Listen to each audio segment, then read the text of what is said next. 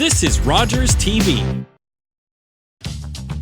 This program is brought to you by Ignite TV. Now you're in command.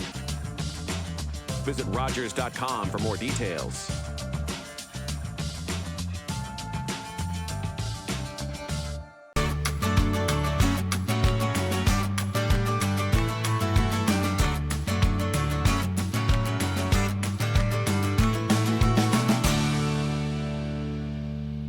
Welcome to Easy Eats. My name is Chef Yves Dechaine, and today we're in the Greener Villages Learning Kitchen with CEO of the Chamber of Commerce here in Fredericton, Morgan Peters. Welcome. Thanks so much. I'm excited to be here. Right on. So today, Morgan, we are going to be making Dutch babies.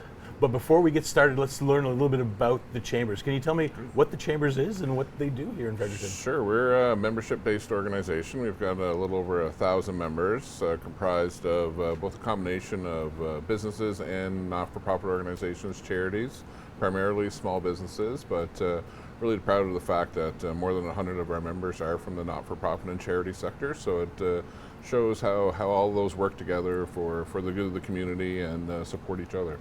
Over 1,000 businesses. I wouldn't have thought there'd be 1,000 businesses in Fredericton alone. Yeah, that's something to hear a lot, but there's actually more than 3,000 businesses in the Fredericton region, so it's a big impact throughout our area. Right on. So the Chambers of Commerce, what does it do for businesses? If you want to become a member, what's the advantages? Sure. It really depends on the business. There's multiple reasons people join. We're a connector primarily, okay. So we host events and networking and create that business-to-business relationship. Promotion. There's advertising options. We share information in newsletters, that sort of thing. And what I used to do in my former role at the Chamber was advocacy. So government relations type things, representing the interests of our members to all three levels of government.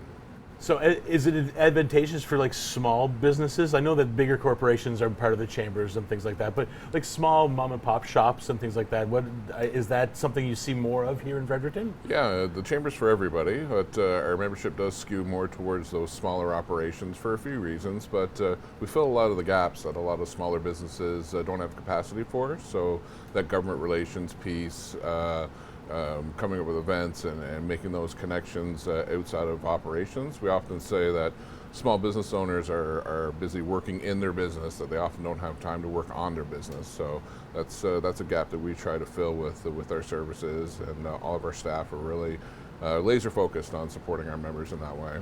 So the Chambers is focused on helping people learn how to build their business and expand their business. Do I get that correct? Yeah, and support in a lot of ways. For example, we offer a group health plan, which a lot of smaller businesses have trouble getting on their own, but through the Chamber Network throughout Canada, we pool all the resources together and are able to offer that to even the smallest of businesses. So networks, do you offer workshops and stuff like that to build business? Educational opportunities, for sure. We do what we call Chamber College, often in our boardroom. We're working on events now around human resources, around teaching members about use of AI. It's a hot topic now. Absolutely, so whatever, we take the information in from our members and try to provide what they need at any one time, which of course is an evolving thing. So how did you get started with the Chambers? Sure. I've been at the Chamber for more than 12 years now. Okay. I started in the advocacy shop. I did that for 11 years as the policy manager there. So doing the reading and the writing briefs for government, meeting with government officials, representing the interests of our members to governments at all levels. And just about a year ago now, I took over from our previous CEO, Krista Ross, in that role. And that's been another great learning experience for me. It's been a lot to learn, but it's a lot of fun. And of course, Krista is now a senator in Ottawa and continues to represent not just the businesses here, but all citizens up with the federal government. Well, fantastic. You're talking about advocacy for government and things like that. Can you give me like examples or things of how you would fight for small businesses? Sure. Well, a lot of our issues are combining with community issues now. When I first started, we talked a lot about government debt and deficit and red tape and things like that, what people thought of traditional business issues. But what our members talk to us the most about now, our number one issue is access to health care, availability of housing, childcare is a big issue. Costs, of course, are always an important issue, and workforce. But all those issues kind of work together, and we see them more holistically now. We can't really silo what we used to see as business issues and social issues. There's a real convergence there. So, and this recent provincial election has given us a real platform to push a lot of those issues on all parties. Yeah. Well, that's right. I mean, businesses have employees, and those employees, if they need to work, they need, like you said, childcare, benefits, things like that. So. Yeah, it's a real. It all comes back to people, right? Like businesses and organizations are run by people, so challenges to recruit people and retain people. That's a big question. If you're trying to recruit someone from away, number one question is, can I get access to health care? What's the housing situation like? So those are big issues that, again, a lot of our members don't have the capacity to take on themselves. So we try to help with that in the broadest sense. So these events that you hold and networking and stuff like that, are there different tiers? So can you go to different events, or is it just kind of everyone from the chambers? So say I'm taking, for example, because we're here and we're standing in the kitchen, so do you have events just for restaurateurs? Do you have for IT, or is this a kind of one of those kind of whole things? We try to make it as broad as possible to bring those different sectors together to create opportunities for connection there. So Absolutely. We have monthly networking events, which are free to all of our members, business after hours we call them, which are hosted at a different member each month. And those all come together, whether it's banks and accountants and lawyers and restaurants and retail operations, and it's really those connections that can lead to really positive things. We have larger ticketed events like State of the City with the Mayor and State of the Province and our Business Excellence Awards, and just a lot of variety, educational events. So try to create something that benefits all of our members ultimately. How does one become a member of the Chamber? Sure. Well, our website is a great place to start. We've also got a great membership and marketing development manager, Christine Little, so we can reach out to her and get more information. She can really talk really acutely about what your needs are and identify what specific things that we offer that can really help your business or organization. So any business can apply to be part of the chambers, or are you guys focusing on like different tiers or things like that? No, the chamber's for everyone, for sure. We've got a lot of one-person operations up to the biggest businesses in the province from every sector. That's one of the great things about the chambers. It brings all those together and creates those interactions, and hopefully to the benefit of all. There's a chambers requirements here in Fredericton, but there's chambers a little bit everywhere. Are you guys connected, or is the chambers just kind of a separate entity in each city? We are our own entity, but we work very closely with other chambers, and we do have formal connections. So local chambers like Fredericton work closely with other local chambers, but we're also part of the Atlantic Chamber Network and the Canadian Chamber Network. Okay. As just last week, we were in Halifax for the national conference with chambers from coast to coast to coast. You know, there's hundreds of chambers, and that conference brought together about 200 different chambers, again from cities of all different sizes, and it's really interesting to talk to those folks who a lot of similar issues across the country. So we were able to discuss what we're doing here and what might work in other communities and bring that back for the benefit of our members in our community. Is there any other perks of being a member of the chambers? Sure, there's lots of direct financial benefits. So I talked about access to the health plan. Yeah. That's a big one, but there's also things like discounted shipping rates if you do a lot of shipping in your business, or discount gas cards. And lots of things that will help you financially. To a lot of members, they can pay for itself. If you access a lot of the benefits, then it's a really affordable option for you. You guys are also, like you said, you approach everything holistically. So you guys are and approach a lot of nonprofit, but you're also helping out the community. There's a lot of push, I guess.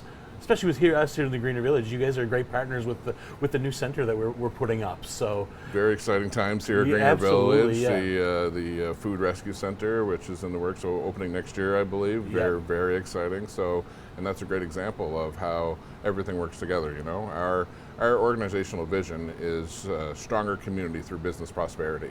So the more businesses can prosper, can support organizations, it can provide tax revenue for government. That's where all government funds come from, and it lifts everyone up.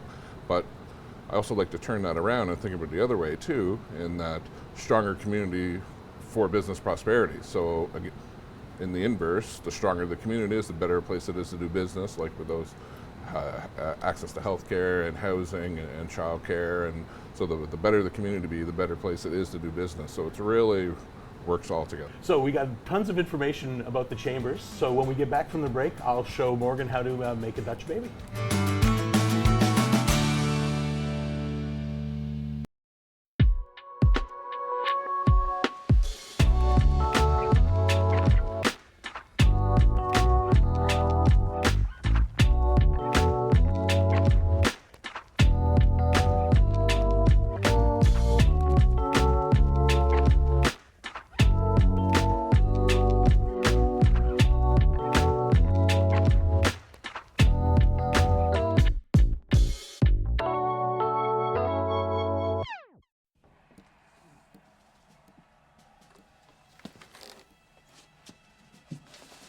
Wasn't easy growing up on Sargent Avenue, Bunch of Icelandic boys nobody wanted around.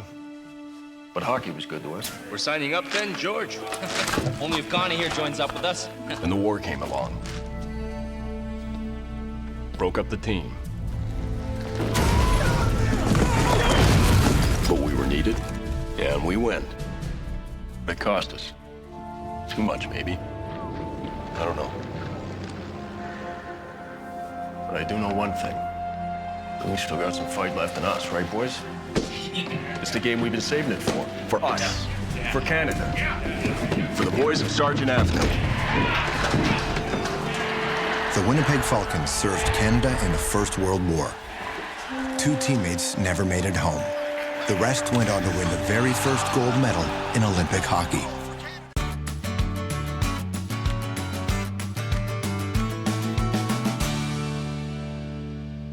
Welcome back. Again, we're in the Greener Villages Learning Kitchen with Morgan Peters, CEO of the Fredericton Chamber of Commerce, and we're going to be making a Dutch baby. Have you ever had a Dutch baby? I have not. I had never even heard of it until you brought it up this morning, so I'm really excited to find out what it is. And, So, a Dutch baby it's really simple. It's have you ever had a Yorkshire pudding or a popover? Sure, yeah. They're kind of in the same family. They work Great. the same way. So right now I've got a cast iron pan in the oven, getting Okay. nice and hot. Yep. And then what we'll do is we'll add I use coconut oil. It's got the same smoke point as butter, but again, here at the Greener Village, we use what we have on hand. And the coconut oil is really, really nice because you'll get that light coconut taste, which will definitely add to the Dutch baby. Yeah, we use a lot of coconut oil at home, actually, but it'll be a good flavor for this, from the sounds of it. Perfect. So, really simple. We'll just put this off to the side, and then all we're going to do is we're going to use the blender, and we're going to just make our batter. Okay. So for the batter, all you're going to need is about a half cup of flour. And this is going to make one big Dutch baby that you can, it says feeds 4, but if you're a hungry guy, Maybe 2 of us. maybe, or maybe just for you. I mean, it all depends on the night before, right? So we start out with that. We add about a 1/4 teaspoon of salt, just like that. And we put in another half a cup, so equal parts flour and milk. And then I'm going to add a teaspoon of vanilla.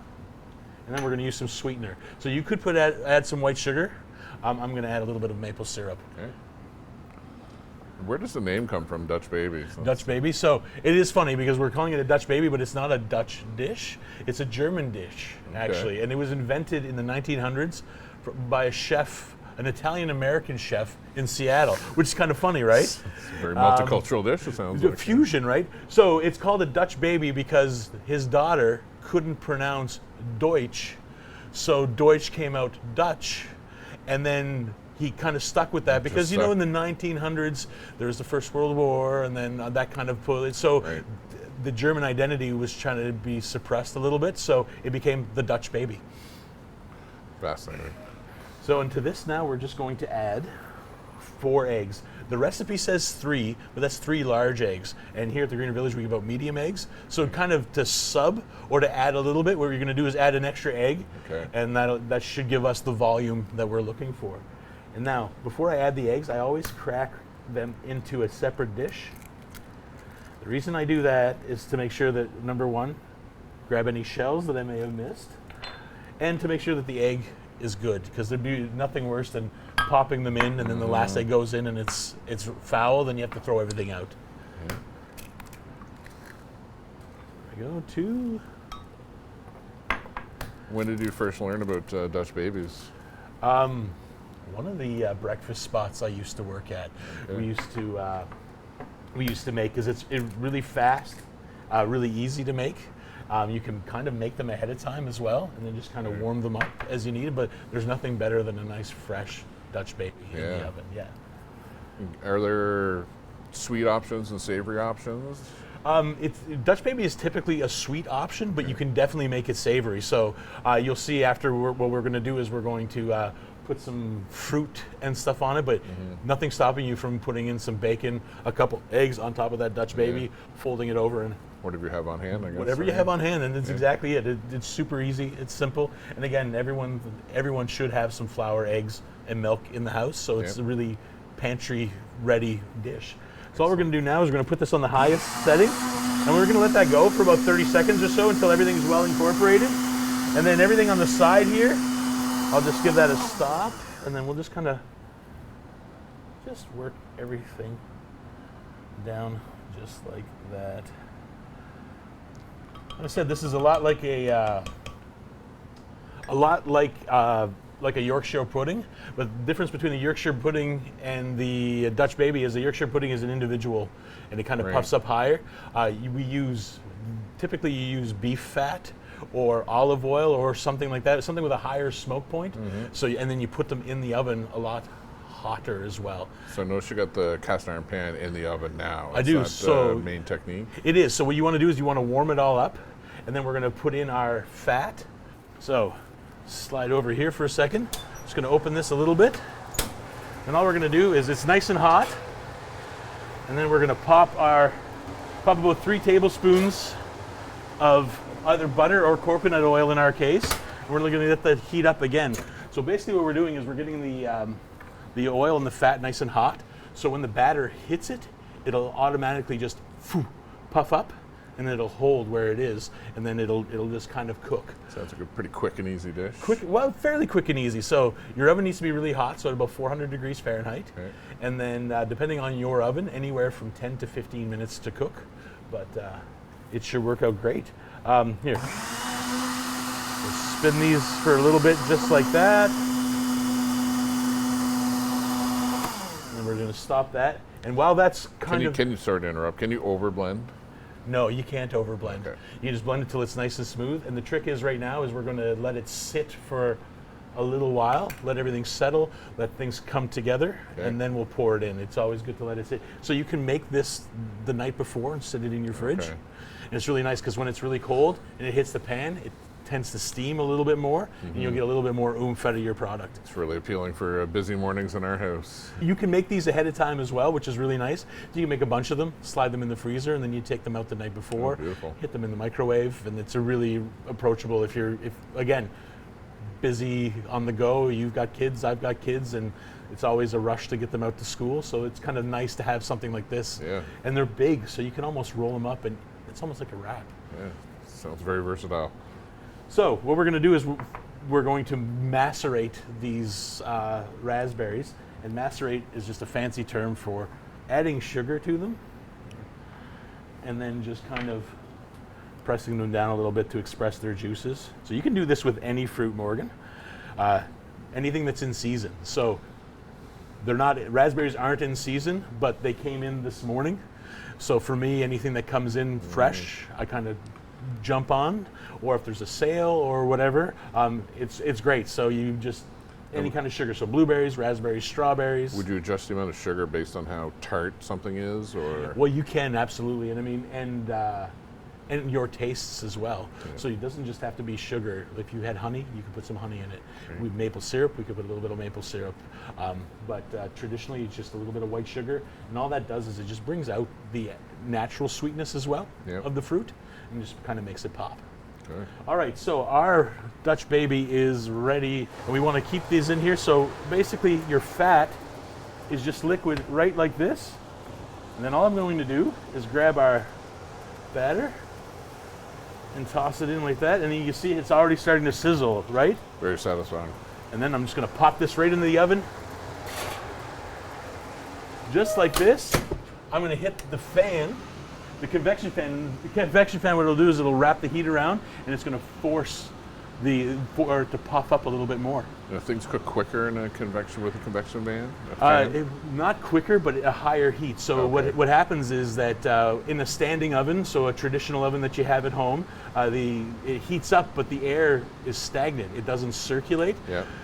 With a convection oven, it's basically just a fan in the back that's pushing the air around, so it's circulating it, so it gives the oven box a more even heat, and because it gives it an even heat, it increases the temperature by about 25 degrees. Okay. So if you're baking something in a traditional oven or convection oven, so it's 350, so you put it down to 300 if you're looking for 350 in a convection oven. Gotcha. So we just have to wait for our Dutch baby to cook, and we'll be back after this quick break. Public transit, garbage pickup, parks and recreation programs, snow removal on your street. How can you stay informed about these and other important local services? Tune to City Council coverage on Rogers TV. See your community leaders at work on Rogers TV City Council coverage.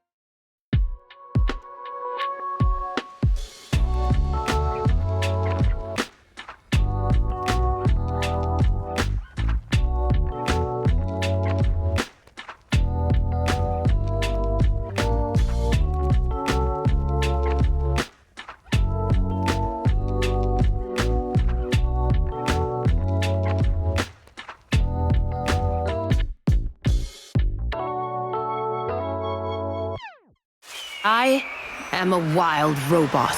Be the first to watch the Wild Robot movie at Home?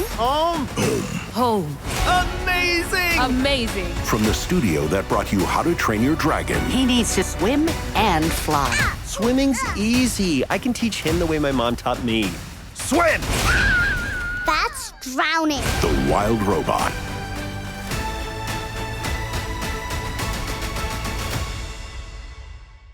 Every year, dozens of Canadians are killed or seriously injured because they take risks around railway tracks.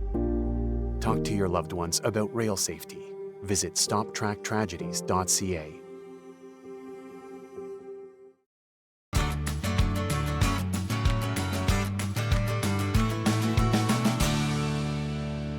Welcome back to Easy Gates. Again, we're in the Greener Villages Learning Kitchen with Morgan Peters, CEO of Fredericton Chamber of Commerce.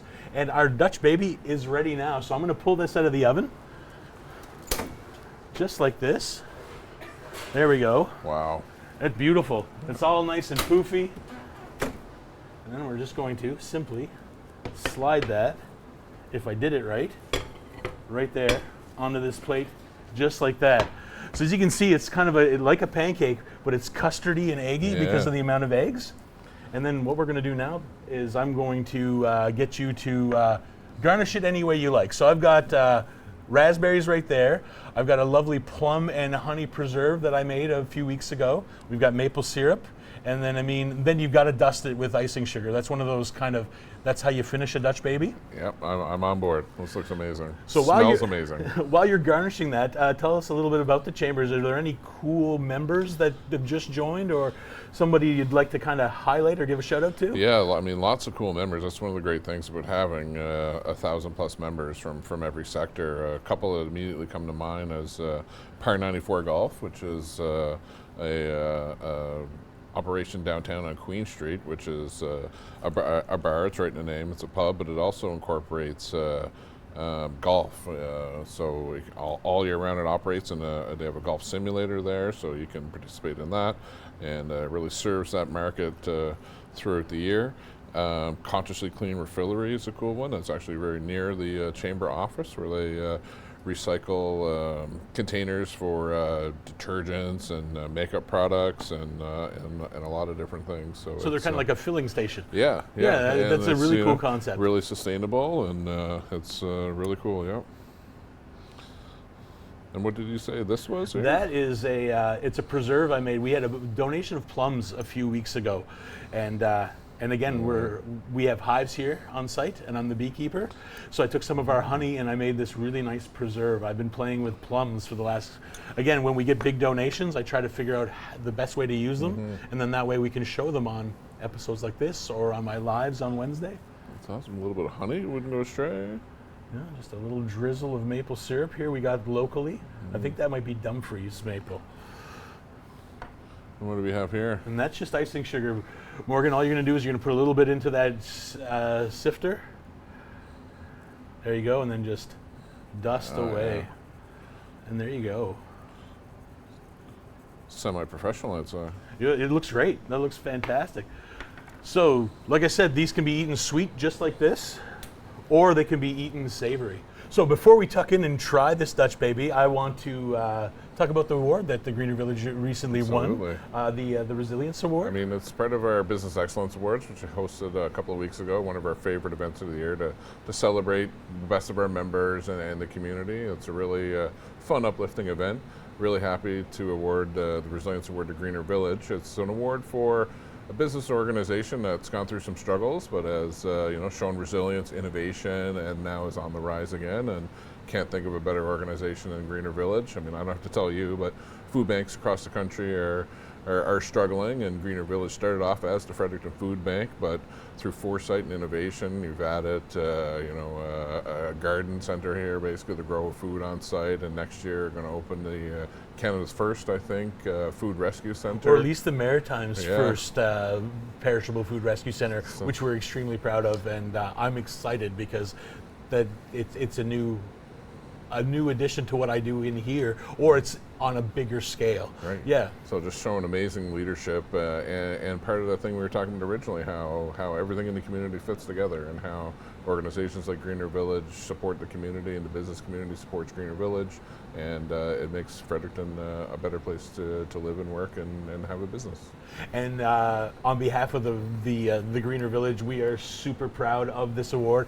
It shows that our work and our dedication has not gone unnoticed, and we're super appreciative, and we're happy to have you guys as partners in this adventure. We're happy to have you as members, and I'm really proud personally that so many other chamber members support Greener Village. They're part of the Thrive campaign and part of the leadership that drives this organization. You can use a fork, but this is how I eat mine. I just grab, I tear, and then I just kind of pinch what I want, and then speak my language now. Right like that.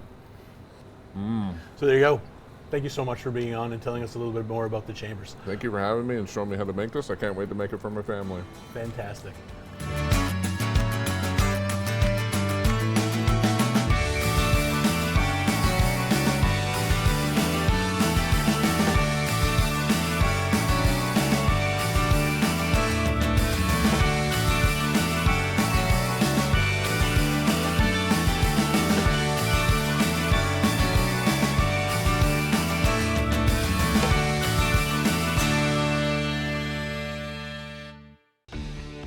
Connect with us by visiting our website or email us at comments@rogerstv.com.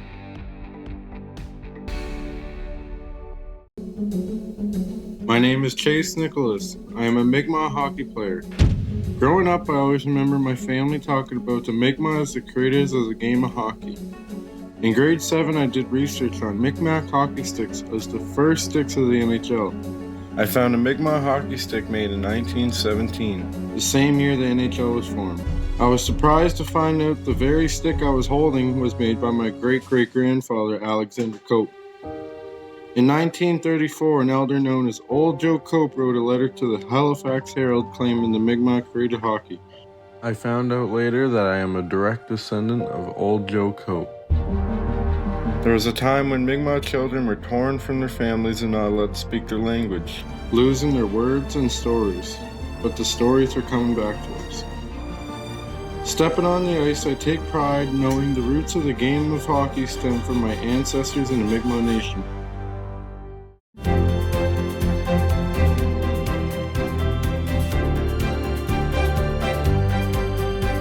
You're watching Rogers TV.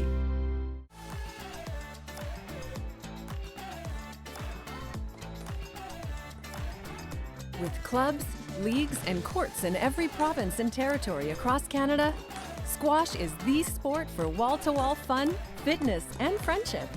From coast to coast to coast. Learn to play, and you'll want to do it every day. Squash.